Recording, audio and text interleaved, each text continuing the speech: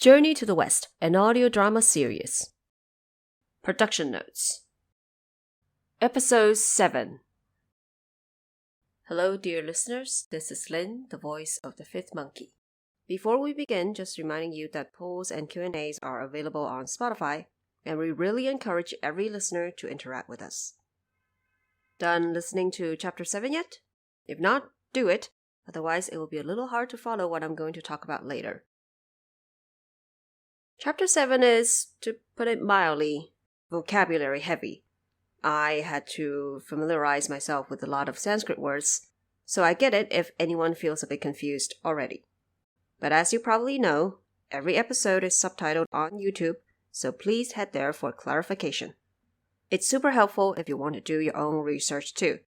And in this episode, I'll go beyond the easily Googleable and cover some of the more nuanced stuff. We'll do it in the chronological order.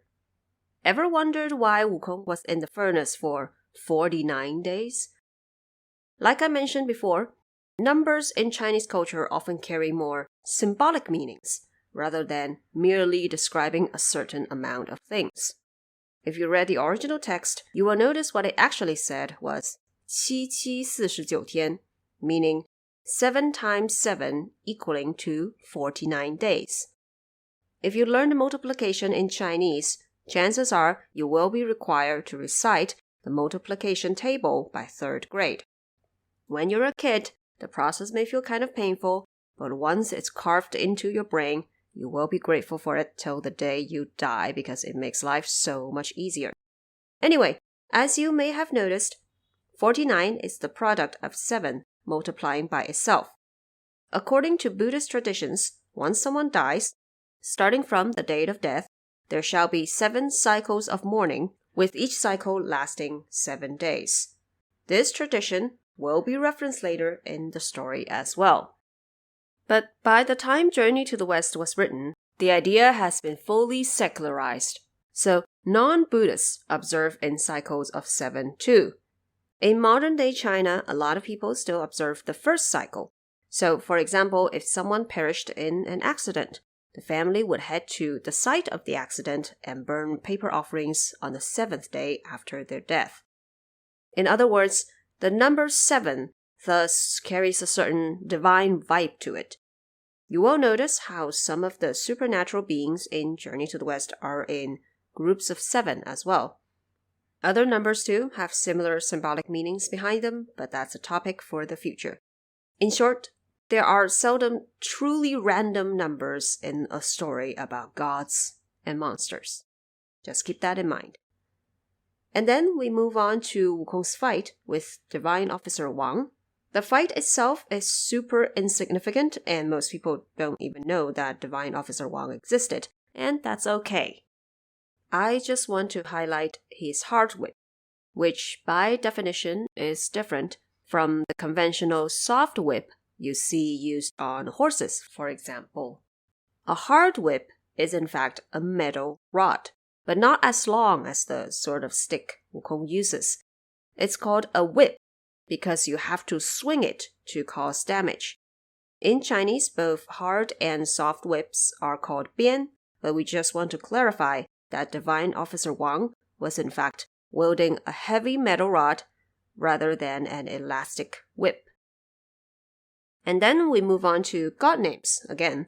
We also mentioned this before, but we'll just explain it a bit further now with context about how we choose to translate names originated in Sanskrit. We kept the names Ananda and Kashyap in Sanskrit because they are minor characters in the story, and also the fact that their Chinese names may still be caught in controversies similar to what happened to Dushthapadas. So, just to get ourselves out of that pronunciation mess, we chose Sanskrit over Mandarin to keep things simple. But when it comes to Buddha, it's a completely different story. If I say Tathagat, no Chinese person would know whom I'm referring to. So if we gave that name to our listeners, we're adding an extra barrier between you and a Chinese reader. And because that's the last thing we want, we instead went for 如来, which is a translation based on the meaning of the name Tathagata, one who has thus come. And that's the name every Chinese person can recognize. Plus, 如来 has a very heavy presence in the story, and I want to keep my butchering of the Sanskrit language to the minimum. In the story, 如来 tried to convince Wukong to convert to faith. Here is where I need to give a shout out to our proofreader, who pointed out that this may come across as confusing to listeners, especially those who are more used to monotheism. And as an atheist Chinese person, that would have never crossed my mind.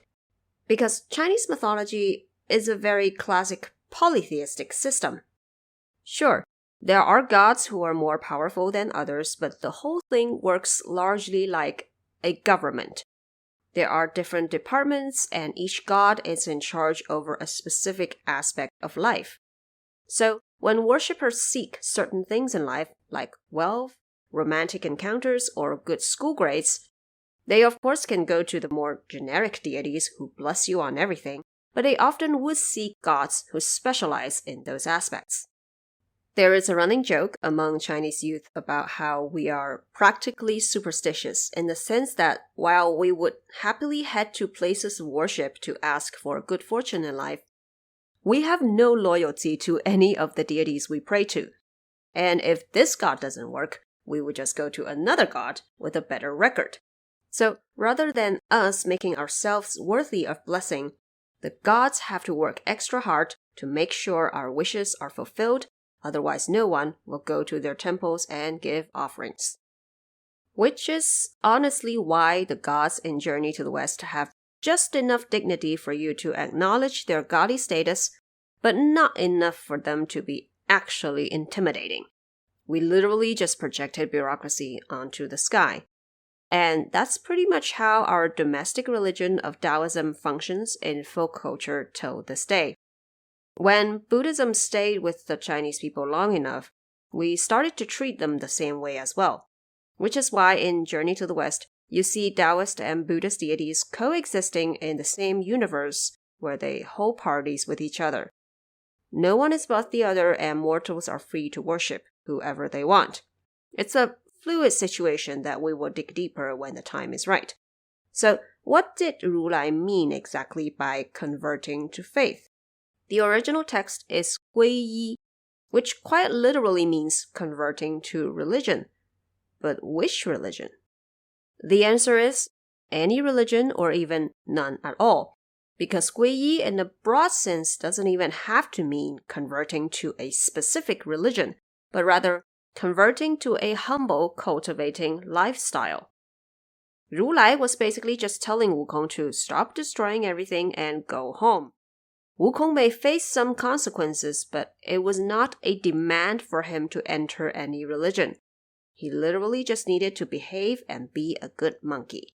So, up to this point, Wukong, despite having received a Taoist-esque education from Patriarch Buti, and having been confronted by Buddha himself, was still not a member of any religion, and he won't be until later in the story.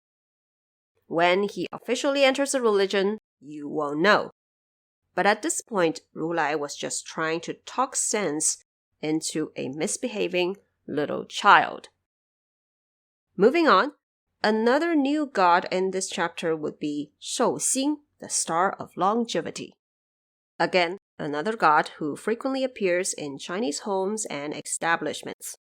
He has a signature giant round forehead, often seen walking with a cane and accompanied by a crane and a deer.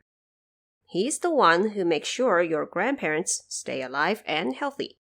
You may recall that the Great White Ghost Star also went by the name the Great White Star of Longevity. So, let me clear things up here.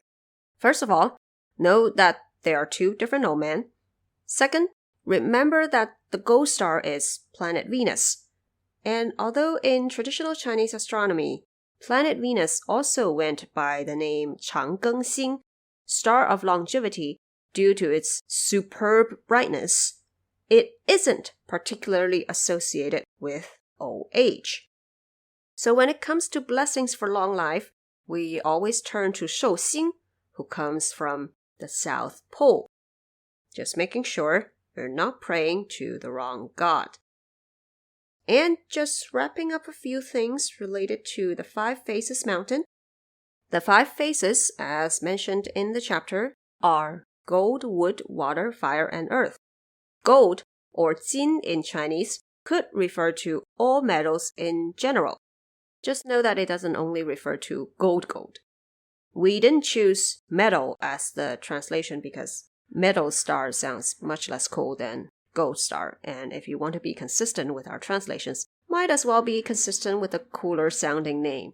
And another thing about this chapter is that because the bet between Buddha and Sun Wukong was so iconic, the phrase caught in the center of someone's palm is now an everyday Chinese saying used to describe someone who is trapped and at the mercy of someone else. That's honestly the power of folk literature. The story seeps into everyday language where anyone can instantly get the reference. Okay, that's another episode of Production Notes for you here. This episode is sponsored by patrons Clean, Thomas C., Berry Bunny, and also our dear subscribers on podcast. Thank you all very much, and we read all your comments in thirst. Before you leave, don't forget to follow us and subscribe. This is the Fifth Monkey, and thank you for listening.